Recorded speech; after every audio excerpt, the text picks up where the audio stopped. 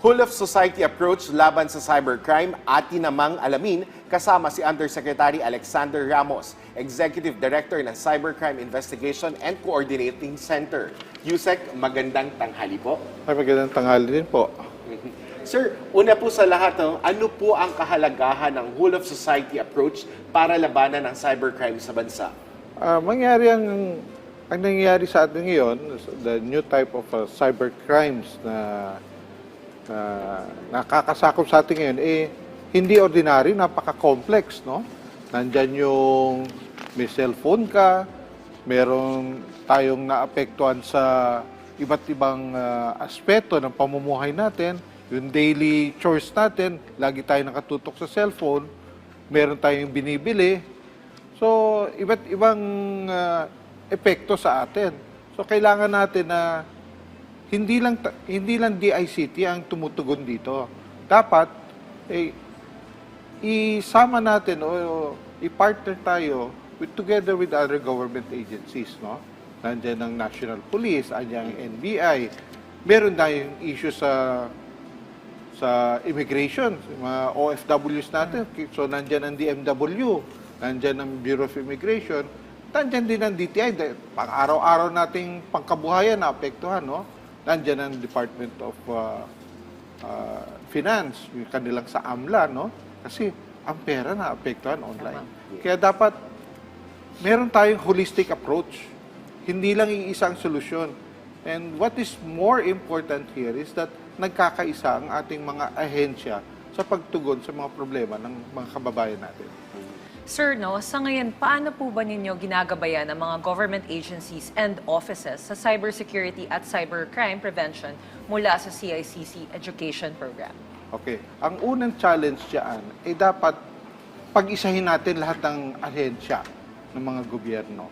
Meron tayong tinatawag na data silos noon. May kanya-kanyang diskarte, no? Kailangan tanggalin natin yon.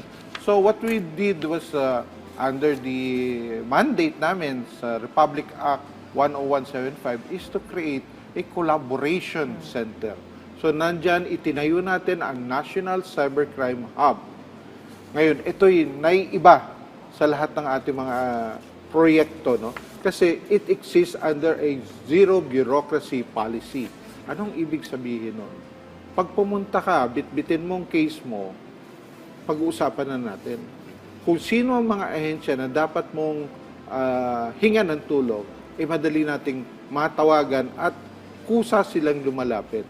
Ang approach natin dito is, what can we do to help you pursue your mandate also? Pinalalakas natin, ini-increase natin ang productivity natin. Sa tingin ko doon, kami nagkakaisa. Kaya medyo maluwag sa kalooban nila, ng management nila, ay walang competition dito. Iisa lang tayo, gobyerno ng Pilipinas. Hindi tayo nag-i-insist dahil yung sarili nating ahensya. Kailangan para sa bayan muna. Tama. So, aligned ang inyong mga goals and direction. Yun ang pinaka-importante, di ba, Yusek? Tama po yun. Pero Yusek, hingi na lang din po kami ng detalye. Paano po ba yung ginagawa sa National Cybercrime Hub? And gaano na po kalaki yung naitulong nito sa pagsugpo ng cybercrime sa bansa? Okay. Umpisahan ho natin kasi bagong-bago talaga ang mga polisiya natin at yung mga tinatawag nating legacy projects natin. No? Nung in-establish natin ang National Cybercrime Hub, ang unang-unang nakinabang dyan, ito yung ating SIM card registration, no? Wala yang parang operating arm, no? Kasi sinasabi si NTC, si DICT, ano ngayon? Maraming stakeholders yan, nandyan ang mga telecom industries natin. Paano sila magre-respond? So, tinawag natin sila, bago may ipatupad yung batas, dapat handa tayo tumugon sa mga potential na maging problema ng mga kababayan natin. So, din IARC, under the National Cybercrime Hub, was established. So, nandyan ang presence ng National Telecommunications Commission, National Privacy Commission, nandyan ang Globe, nandyan ang Smart, nandyan ang Dito. So, sama-sama kami together. Ang role namin is hosting all of them to work together. May facility tayo para madali tumugon sa mga reklamo ng ating kababayan. So, that is only for starters. Then, gumawa tayo ng mga proof of concept na kung meron tayong zero bureaucracy na policy, how do you deal with sharing of information? So, unang bugso ng 2023, bumagsak ang ating airport, di ba? Zero tayo na walang communication, walang lalanding, walang lilipad. Isa ho kami sa mga first responders. So, dahil meron kaming kaugnayan na with the DOTR, even before it happened, ang bilis ng response natin. In fact, tumulong kami using our own budget, no? Kasi, syempre, appropriated naman sa amin yun, na kung anong equipment, anong expertise meron kami, dineploy namin doon. So, kasama namin na tumutugon to ensure na meron tayong continuous access sa ating airport. Nandyan ang PNP, NBI, nandyan ang AFP, nandyan ang iba't ibang ahensya ng ating DOTR. We were working together efficiently. Nung in-inspect natin, pati private sector, andyan, tumugon agad. Ano ba naging problema? Technical ba? Uy, kuryente. O, nandyan ang mga experts from the different stakeholders ng airport. Dumating at kusang dumating. So maganda nga yun, no, na very proactive ang approach natin dito, Yes. no, sir? Yusek, kamusta naman po sa ngayon itong Interagency Response Center? Sa kasalukuyan, ilan na po ba ang nabigyang serbisyo nito? At ano po ba kadalasan yung mga reklamong natatanggap ng response center na ito? Okay, ang ating response center, again, it was established during the December 28, no? To respond to the SIM card registration. In-evolve namin ito kasi habang tumatanggap kami ng mga reklamo, hindi lang porke na hindi makakonect, yun na yun. Yung pala may mga underlying problems. Hindi sila makakonect or nanakawan sila ng cellphone or kung ano-ano pa mga rason na binibigay. So, dapat i-address din natin ito. So, in-evolve natin pati siya yung kanyang role dito sa pagsugpo ng cybercrime. So, it has become a centerpiece, a single platform for reporting. Nung inabot namin, ang na-accommodate lang ng CIC at the time, mga 50 complaints lang. To date, we have over 15,000 cases that went through the system at ito'y fina-funnel natin sa mga partner agencies kapag hindi namin ma-resolve agad. Kasi importante rito is ma-determine natin anong ahensya ba ang dapat tumutugon sa ganitong problema. So, nandyan ang DTI. In fact, tumatanggap kami, nag-share kami ng data pagdating dito sa mga problema natin sa pagnenegosyo. Nandyan si SEC, nandyan si PNP. Palitan kami. Active exchange of information ng complaints para mas maayos ang pag-responde sa publiko. Yusek, kanina nabanggit mo yung establishment of National Cybercrime Hub as part of a whole of society approach. But pwede po ba kayo magbahagi pa ng ilan sa mga successful operations ng whole of society approach against cybercrime dito sa bansa? Para rin mas familiar ang ating mga manonood. Common ito. Yung POGO issues. Ito mga scam hubs natin. Paano ba ito nare-resolve? Under the leadership of the Department of Justice, si Secretary Remulla, okay? Andyan si Secretary Ben-Hur and si Secretary Ivan ng DICT. Pwede ba we will be in the same page sa pagsugpo nito, no? So, ang siste rito is that merong representatives ng PNP, nandyan si PAOK, Office of the President, nandyan ang representatives ng DICT, kami, nandyan ang kapulisan, andyan din ang NBI. Hindi ho naghihiwalay ang pulis at NBI. Magkasama. In fact, under the PNP, hindi lang ACG, nandyan ho ang NCRPO o kung ano region man yan, nandyan ang Women's and Children's Desk natin. So makikita mo, holistic. At hindi ho pahuhuli. Yung Bureau of Immigration ho, kasama naming pumapasok sa isang operation. Kaya, kung makikita nyo, napaka-successful ang mga raid natin sa mga illegal scam hubs, no? Ito yung mga talagang sakit ng ulo natin kasi samut-saring scam ang nag-emanate from these centers. Kaya nakikita nyo, ang bilis ng galaw ng gobyerno kasi lahat ay present. At isa pa dito sa importante, naiiwasan natin yung issue ng corruption. Tama.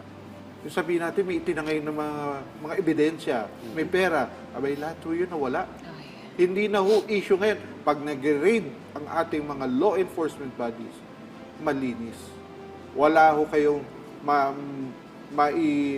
how would you say that, masusumbong na may mali silang ginawa. Kasi lahat ay represented. Tama yan. Magandang balita yan, Yusek. Sir, ito naman, maaari niyo po bang ipaliwanag sa amin, Yusek, itong paglulunsad ng Project Equity o Anti-Cybercrime Upskilling for the Community? I hope I said that correctly. Gaano po ba kalawak po ang naabot ng mga rehiyon o communities ng proyektong ito? Okay. Tayo ay nasa urban center kung tawagin. Nandito lahat ang teknolohiya, nandito yung lahat ng advancement natin. Pero tiningnan natin, ano ba ang common na nagiging biktima? Na-trace natin na karamihan sa mga biktima natin ay galing sa rural centers. Okay. Ito yung mga communities natin outside of urban centers, hindi lang Metro Manila. Pati sa probinsya may mga urban tayo, pero paglabas ng kanilang cities and municipalities, medyo may kahinaan tayo sa knowledge, connectivity, and access to information. Ang aming ahensya ay nag-reach out sa kanila para ma-reduce natin yung mga victims coming from rural centers before they get into Manila or before they get into urban centers, no? Yung victims natin, paggamit ng cellphone kasi hindi pala nila kabisado paggamit. Tinuturuan namin ng tamang paggamit ng cellphone. Yung kanilang warning signs natin, paano kung ginugroom ka na para maging biktima ng illegal trafficking? Paano kung sa kabataan, kasi may kasama ho yun sa ating mga reach out is to teach even children nasa grade school and high school level, paano malalaman kung ikaw ay tinatarget na. So lahat yun ay binabahagi natin to the communities para pagdating ng panahon, hindi sila mangmang sa mga ganito. So tinuturo na natin mga warning signs and alam nyo, isa sa mandate namin is cybercrime prevention. So we provide as much as we can, even temporary connectivity, kasi maliit lang naman ang budget natin, talaga mandate yan ng DICT. Pero pag nahuhuli, pinatitikim natin sila of what connectivity is all about. Para hindi naman sila zero knowledge. No? So kasama yun sa ating mga educational campaign. Meron din tayong katumbas pa na iba pang campaigns, nandiyan ang Scamwatch natin with Scamwatch Philippines. So, tinuturo natin iba't ibang uri ng mga scam techniques, mga modus operandi na ginagawa sa panggagancho ng mga kababayan natin. Tinuturo din po natin yan. And then, of course, going further sa mga bundok, talagang hindi inaabot ng teknolohiya. Mga gida places. Gida places, islands, pumupunta po tayo ron. Yusek, itong fight against cybercrime or programs fighting cybercrime, hindi lang naman to domestic problem. This is an international concern din. Ano po ba ang ginagawa or programs ng CICC para patibayin yung international cooperation para labanan itong cybercrime? Okay. Cybercrime is a global pandemic, tawagin. No? Ito yung pumalit sa ating virus, no? Yes. No? So, everybody, all countries were overwhelmed by the challenges of cybercrime. So, ang nangyayari is that nagko-cooperate tayo. Ano ba talagang totoo? Anong sitwasyon sa mga kalapit bayan natin, ng mga bansa? So, we continue to reach out to them. We collaborate with them. Best practices, we share with them. In fact, nanonotice tayo ng international community. Ano bang ginagawa ng Pilipinas na kakaiba? Of course, nakita nila yung zero, yung bureaucracy natin na tolerance. They liked it because it produces results. In fact, may proof of concept kami. how to trace international terrorists. Nasampulan natin sila how it is done in 5 days. Nakakahuli tayo ng mga terorista. Utos ho ng presidente, wag nang palalain, wag nang patagalin. Hulihin yan. Okay. Siyempre, paano? With limited technology. Pero ang Pilipino ho, maparaan. Marami tayong skill sets. Okay? So, naisi-share natin ito sa ibang bansa. In fact, meron tayong part of the campaign is to do a potential bilateral with different countries, no? So every time we go out, visit these international events, we always talk to our counterparts.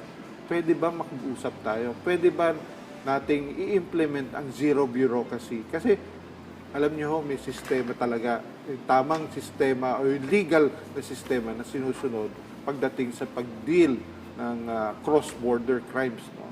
So, we're trying to find new avenues. Dapat ang batas ay nag-a-adapt din sa global trends. So, we're trying to establish this kind of relationship with different countries and different organizations. In fact, this coming September, we will be hosting the Interpol conference dito sa Manila. So, through the Office of the President, yung Philippine Center for Transnational Crime and CICC will be joining forces and to ensure na maayos ang pag-host ito dahil may sharing na naman tayo dito na cybercrime best practices in each country. Okay, Yusek, no? Mensahe niyo na lang po sa mga nakatutok sa atin ngayon. Okay, sa ating mga kababayan, tayo ho ay walang tigil na paghahanap ng mga solusyon.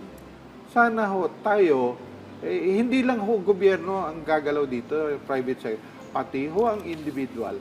Dapat kayo ay makisama sa amin. Dapat mag-participate kayo sa pag-prevent ng paglaganap ng different forms of cybercrime.